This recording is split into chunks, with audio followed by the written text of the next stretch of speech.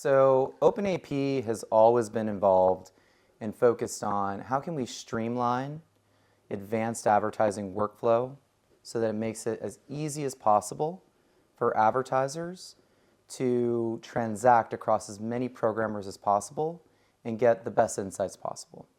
Now this year, I think in particular, there is more and more dollars that are shifting towards cross-platform activation and measurement. And really that's starting to identify is what are all the gaps and holes that exist in that process? And there are definitely some. I think the gap that we are identifying the most is there are issues when we have one consistent audience that we're trying to distribute across multiple programmers in streaming environments and ensuring that the actual audience that's being targeted is consistent. And what we're starting to see and what we've seen over the last 3 years with our XPM product is that there are challenges even if we send the exact same audience to all the programmers. Each of the programmers and each of the different media partners in general will use different householding solutions to take a set of IDs and map that to targeting information and actually reach to try to find the right consumers in a streaming environment. And what that means is you're actually targeting multiple different audiences.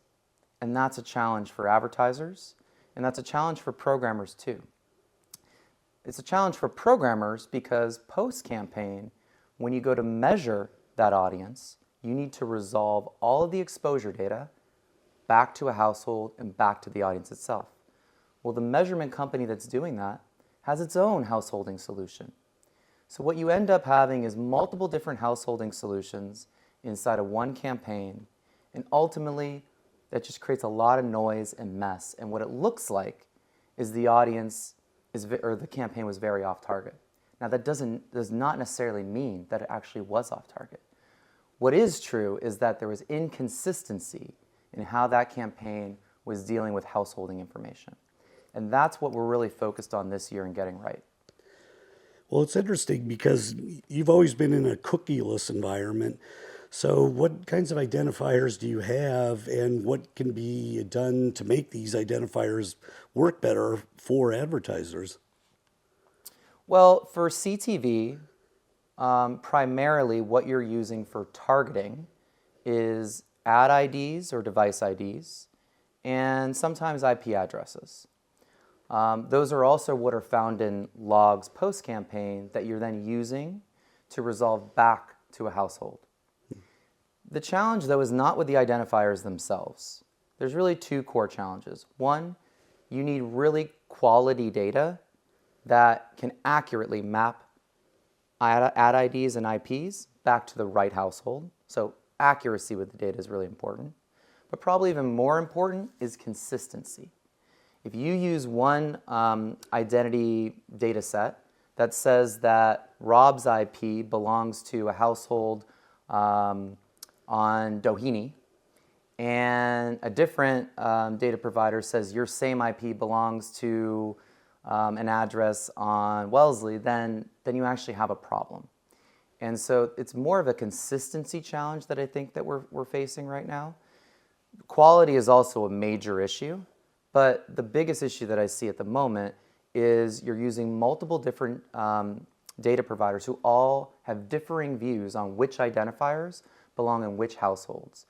And with IPs continually rotating, different data providers refresh that at different rates. And so what ends up happening is there's not a lot of agreement between all these data providers. And that just creates a lot of noise and confusion and honestly missed signals for advertisers who are trying to use really rich data to make smart marketing decisions. And so that's what we got to clear up. And does it affect the viewer experience? I mean, I've noticed in my personal experience watching streaming is, I'll get Spanish language commercials and I'm like, what in the universe? How did they get that signal from my household? But I don't know if that's a separate issue from this. Not separate. That's more of a accuracy issue. Now that could be an accuracy issue with the audience itself. Okay. But it also could be that you used a data set, let's say from Experian, that was really good at defining the right household to reach or the right person to reach for the target audience. But then you use another data solution to take that audience from Experian and turn it into targeting information. Now, if that second data set that you use was not accurate at defining the right household to target, then that could be a challenge as well. So you need to have consistency throughout to actually target the right person. We are particularly focused on the householding accuracy. We don't necessarily control the Axioms or Epsilons or Merkle data sets of the world.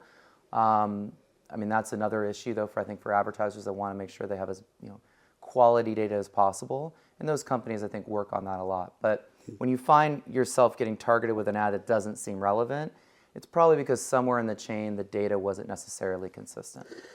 Well, I think we are in a very unique position at OpenAP.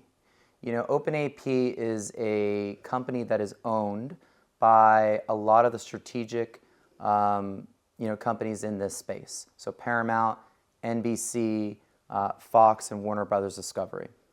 And a lot of our mission is really focused on how can we improve the space overall. And so we're not going to be necessarily pushing a solution owned by OpenAP or a data set owned by OpenAP. What we're really going to be pushing is more transparency and consistency to make sure that there's almost like this audit process throughout the campaign so that you know exactly when you have an Axiom audience, how is that Axiom audience translated into targeting information? Now let's make sure that every media partner uses that exact same approach so that they are all using the exact same targeting information to reach that consumer. Now post-campaign, let's again make sure that there's a process in place to ensure that when we resolve the data back to a household, that we're using the exact same audience and data set that we use to create the targeting information. And so what we're really going to be focused on is putting a process in place and an audit procedure in place to ensure that there's transparency and consistency every time you translate an audience throughout the campaign process. Well, that sounds great. So looking ahead to 2025, is there any other thing that's on the top of mind for you that you haven't mentioned? So focusing on identity and consistency is definitely probably one of our top priorities for the year. We are also very focused on how can we get better access for advertisers to do more accurate audience-based planning and measurement throughout the campaign experience. And so another big initiative that we've been working on for multiple years now, we're going to continue to work on, is what we're calling the streaming data service. Now, that is a clean room technology and infrastructure that allows programmers and any media partner to bring their viewership and ads data into their own data clean room environment. It never leaves their own data clean room environment. But typically, what will happen is partners will come in and you'll set up a connection where you can query one programmer's environment at one time. And that's fine. But if you actually want to get insights across multiple programmers on a deduplicated level, what you actually need is a federation of programmers that you can query at one time across multiple clean rooms, where the data never needs to be commingled, but you can actually get valuable insights without ID level data ever being shared. So you can adhere to privacy protocols without sharing any information about individuals, but you can also get important marketing insights that can lead to better planning and measurement insights.